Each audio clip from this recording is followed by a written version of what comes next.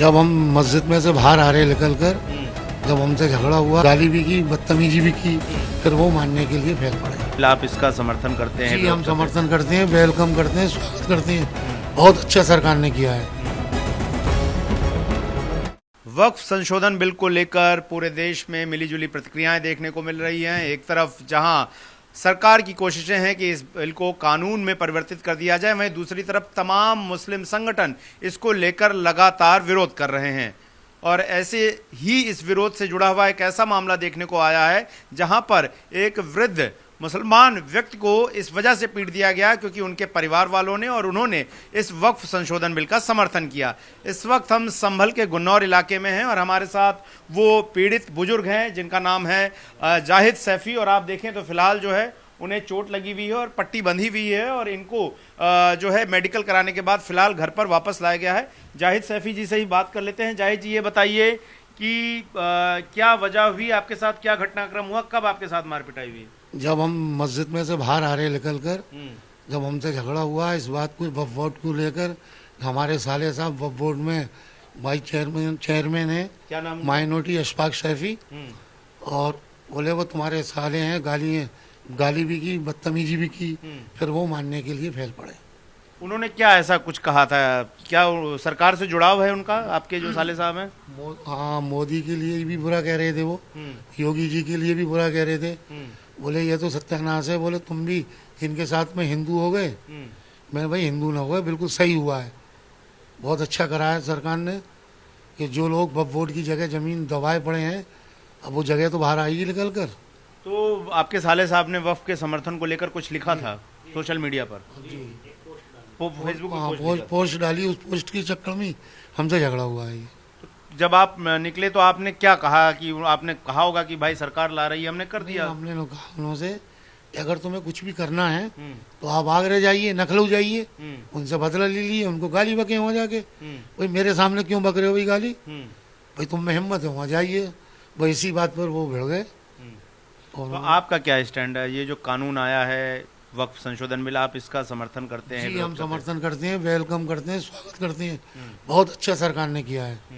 जो लोग वक्फ बोर्ड में मजे मार रहे हैं, गेहूं बो रहे हैं, आलू बो रहे हैं, तमाम कृषि कर रहे हैं वक्फ बोर्ड की जगह पर, हमें बड़ा खुशी हुई है और हम सरकार से खुश हैं। ये बताइए कि जो ये घटनाक्रम है, आज के दिन का घटनाक्रम है, आज 3 तारीख है, और किन किन लोगों ने मारपीट की और किस तरह से आपके साथ घटनाक्रम हुआ, बताएं सारांश में। एक तो क्या कहें, नौशाद है, एक रिजवान है और एक शोएब गंजा है। इस पे तो गुंडा एक्ट लगी हुई है, तब भी पुलिस इसको नहीं कर रही।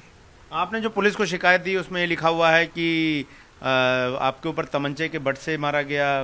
क्या किन किन चीज़ों का इस्तेमाल किया गया मारपीट? डंडे भी थे और धारदार चीज भी थी। अच्छा, धारदार चीज भी थी, डंडे भी थे। अच्छा, देखिए हाथ लाइए, ये लगा एक डंडा, तो ये मेरी। हाँ यार, ये तो ये बताइए कि आपने इसके बाद पुलिस में शिकायत की, पुलिस ने क्या एक्शन लिया? पुलिस ने एक्शन लिया है, पुलिस हमारी मदद कर रही है इसको लेकर, उनके घर वालों को पकड़ के भी लाई है और मुलजिम हाथ नहीं आए। ये बताइए, जो मुलजिम है, चलिए सरकार कानून ला रही है, किसी ने फेसबुक पे पोस्ट कर दिया, ये जो लोग हैं जिन्होंने ये आपराधिक कृत्य किया है, इनकी क्या वजह हो सकती है? क्या ये लोग वक्फ बिल से ये क्यों नाखुश दिख रहे हैं? ये इन लोगों पे वक्फ की जगह है, इसलिए नाखुश दिख रहे हैं। तो इनके खेत छिन जाएंगे, इन पे खेत वगैरह सब हैं वक्फ के, पहले बेच भी चुके हैं। अच्छा, और वक्फ की जगह बेच भी चुके हैं ये। तो ये बताइए कि बहुत सारे मुस्लिम संगठन हैं, all India Muslim personal law board, Jamiat Ulema Hind, Sapa, Owaisi की पार्टी, ये लोग तो कह रहे हैं कि मुसलमानों की मस्जिदें छिन जाएंगी, ज़मीनें छिन जाएंगी, दरगाह छिन जाएंगी। ऐसा कुछ भी ना होगा, सरकार ऐसा कुछ भी ना करेगी। कोई भी सरकार किसी का धर्म स्थल नहीं छीनती है और उसकी 4 चांद लग जाएंगे। इसका पैसा, वक्फ का पैसा खा कौन रहा है? अब वो सामने निकल के आएगा। तो जिन्होंने चोरी करी है वो तो डरेंगे, और जिन्होंने चोरी नहीं करी है वो नहीं डरेंगे। हमने तो चोरी करी नहीं है, हमको तो बहुत अच्छा लग रहा है, सरकार निकाल रही है, हमको बहुत अच्छा लग रहा है और हम सरकार के पक्ष में हैं। सरकार के पक्ष में।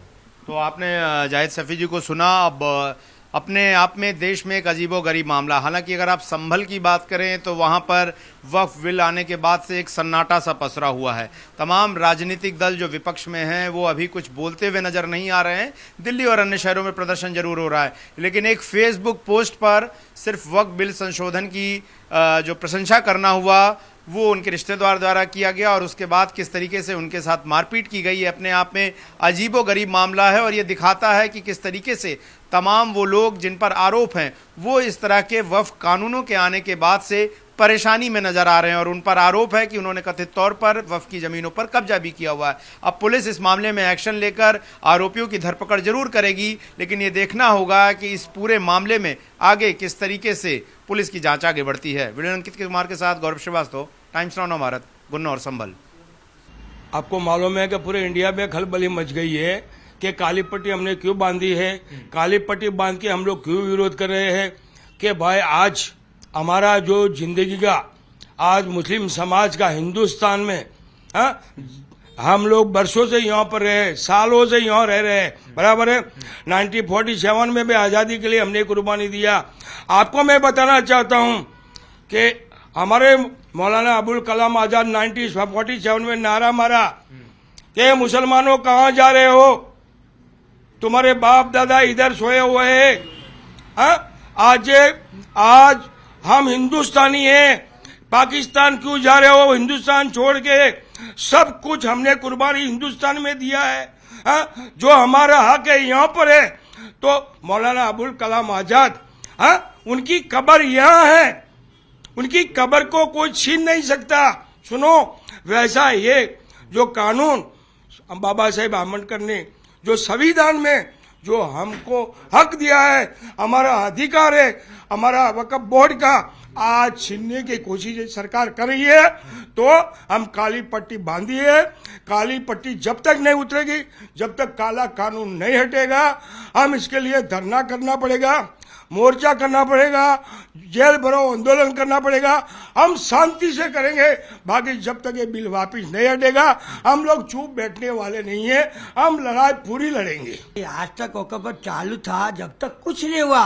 अभी ये लोग की जब सरकार आई, जब से ये चल रहा है ना, हमारे बाबा जी प्रॉपर्टी में गैर का क्या हिस्सा है, क्या है।